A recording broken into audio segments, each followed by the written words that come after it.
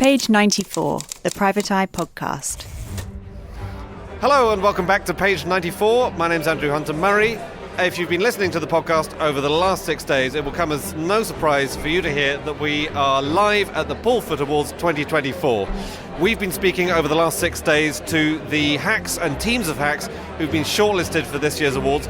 All of their stories have been absolutely fantastic, and we are now about to go over to Ian Hislop, who is, in due course, going to tell us who has won this year's award. Over to Ian. Good evening.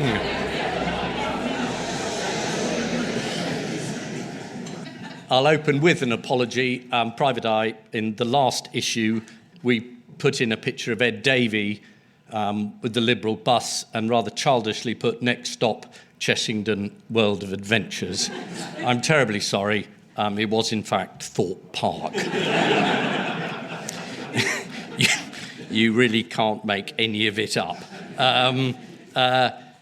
This is an anniversary in lots of ways. It's the 20th anniversary of Paul Foot's death this year, but it's also, and this is unbelievable, in 1987, Paul Foot wrote a piece about the infected blood scandal.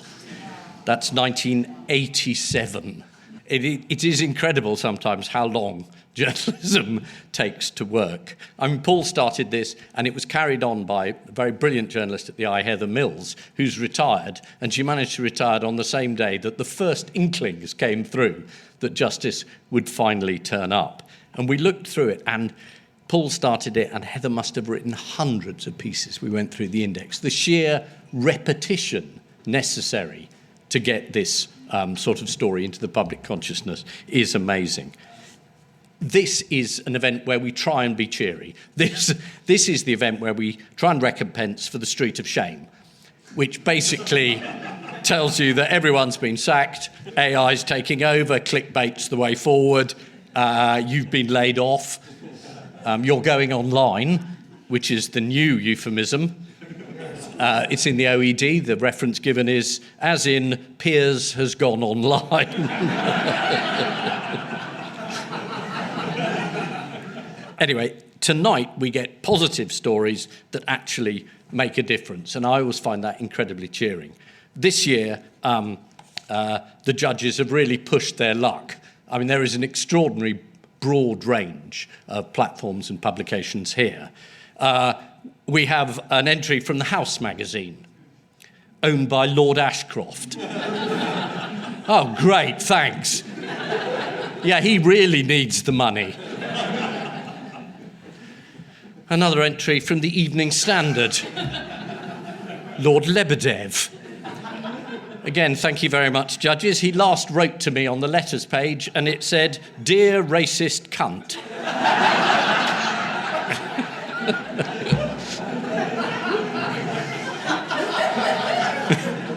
No entries this year from the Telegraph, though I have to say their campaign against foreign ownership of newspapers was very, very moving. I certainly was shocked not to see them given a mention there. The one thing that's true about all the subjects covered by the Foot Awards this year is you won't see any of them referred to in the election. None of the issues raised by journalists that they think, and I think, and you think are important, manage to feature at all in any of the discourse we're trying to cover. And again, people say, is it depressing covering the election? Is satire too easy? Rishi Sunak today, he goes to Silverstone. He goes to a track where people go round and round in circles. I mean, we might as well give up. But none of these subjects that the journalists covered are there because they're important and also because they're true. So without further ado, I would like to get on to this amazing shortlist. So, the Paul Foot Awards 2024. The judges were really impressed this year, and they gave me very clear instructions, which from judges I don't always take. But I have to say that this year they said this was very, very close indeed, and unusually they would like to make a highly commended award. I should point out it's not highly rewarded. I'm not giving anyone any more money, but it is highly commended, and the highly commended goes to Justine Smith.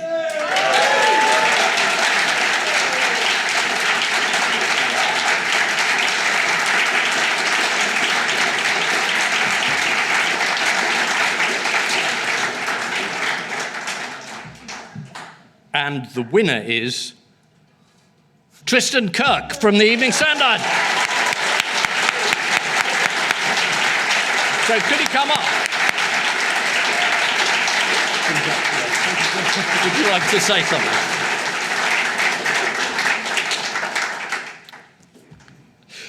Wow, thank you so much. I've spent the last few weeks telling everybody that I wouldn't make the shortlist, and I definitely wouldn't make the winners' podium. So obviously I haven't prepared at all. Thank you so much, everybody. Thank you, Ian. This is a great honour. Thank you, Private Eye, for giving me this award. It genuinely means a lot, because this is a story that I think that everybody in the country needs to know about. It's an area of our society, justice, that gets frequently ignored on a daily basis, and I think that everybody should know about the single justice procedure, but very, very few people actually do. I'd like to say thank you to the Evening Standard, to Jack Leffley, who's here, to Dylan, and to Mark Wilkinson, who have published my stories consistently when other newspapers may have completely ignored them, and decided that stories about people being prosecuted for not paying the DVLA £2.75 were not worthy of the kind of coverage that the Standard and other newspapers give. So I do appreciate that. My story, I don't know if anybody's read about it, but the single justice procedure is about people being prosecuted in private. Anybody in this room could end up in it. And I think they'd be shocked to find out how little attention is actually paid to their case when it's put before a magistrate sat in an office. Sometimes in the space of 45 seconds, a criminal conviction's handed out. I found that astonishing enough to keep writing about, and I genuinely thought somebody from the government would have stopped me by now, but there's been no noticeable activity to reform the system, to make it better, to make it work so that people aren't treated harshly, so that these injustices stop. And then an election was called, and so we'll have to wait, I guess, a little bit longer for anything to happen. In the meantime, I suppose I'll have to keep writing about it, and keep talking about it. There's if you don't mind, there's a certain irony to doing my job as a court reporter. I started writing about the single justice procedure because I thought everybody needed to know about it, and I've now found myself winning an award for investigating into it. It really shouldn't be a system that needs investigating. It should be something that's just there and everybody knows about. But there we are. Maybe things will change in the future. If I might, last thanks to my wife and to my long-suffering parents, who every time I go round, I tell them that I'm writing about the single justice procedure, and they nod along. And they say, "Oh, that sounds nice." Very good. Single justice procedure, by the way, is commonly referred to as SJP. When I started, that was Sarah Jessica Parker. I hope that from now on it will represent something slightly more significant. So anyway, thank you very much for having me. I genuinely wasn't expecting this.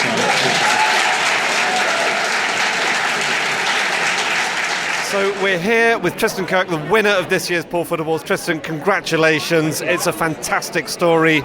I suppose the only question to ask is, what comes next? Well, the next thing to do is for somebody from the government, whichever government comes in next, do something about it. It's an easy thing to fix. It's a system that's not not working properly. Even the magistrates say it's broken.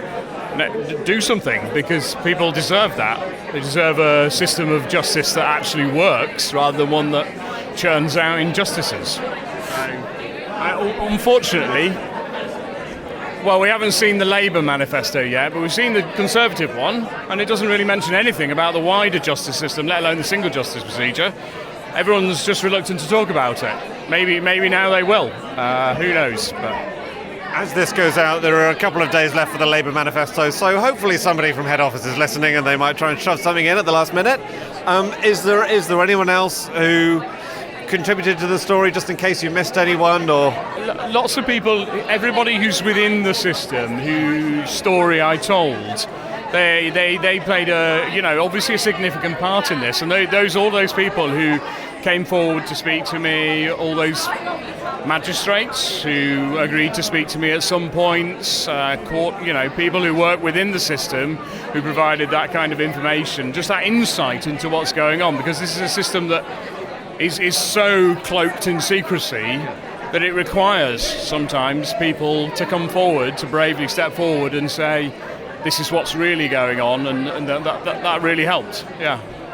We talked a little bit during the podcast episode, which I'd obviously recommend everyone go back and listen to if you didn't already, about the sort of echoes from the post office campaign, and you were saying this is very different in lots of ways. There are one or two similarities.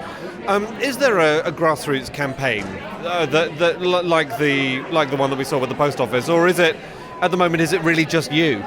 Yeah, I'm sad to say I think it is actually just me. Other papers, broadcasters have taken it up as a story, and I'm very grateful to them for doing that.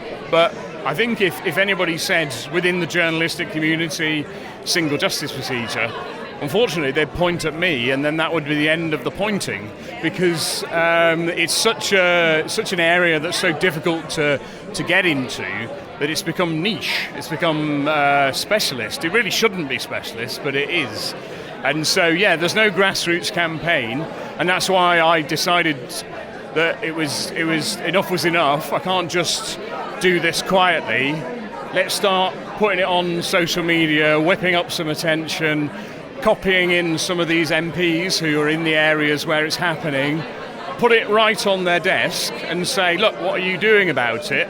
Unfortunately, the government called the election slightly too early for my campaign, so nobody had really committed to change. But, I mean, if the next Labour government or Conservative government, whichever it is, they don't do something about it, I'm going to continue writing about it. I'm going to continue putting these stories out there and saying, the magistrates say the system's broken, I say the system's broken, why don't you care? And I think there'll be change quite soon, or at least I hope so. Fingers crossed. And as with all of Paul Foot's fantastic stories, they may take a few decades to get there, but they do get there in the end. So congratulations again, Tristan, on a fantastic story and a very worthy award. I appreciate it. Thanks very much. Tristan Kirk there, once again, congratulations to him on a fantastic story, and of course to all the other shortlistees. Thank you for listening to this episode. We will be back again tomorrow. I mean, within hours of you hearing this, there will be another regular episode going out, which is going to be an election question special with Adam and Helen. It's great fun, so I suppose tune back in before nightfall, and we'll see you then. This episode, as always, was produced by Matt Hill of Rethink Audio. Bye for now.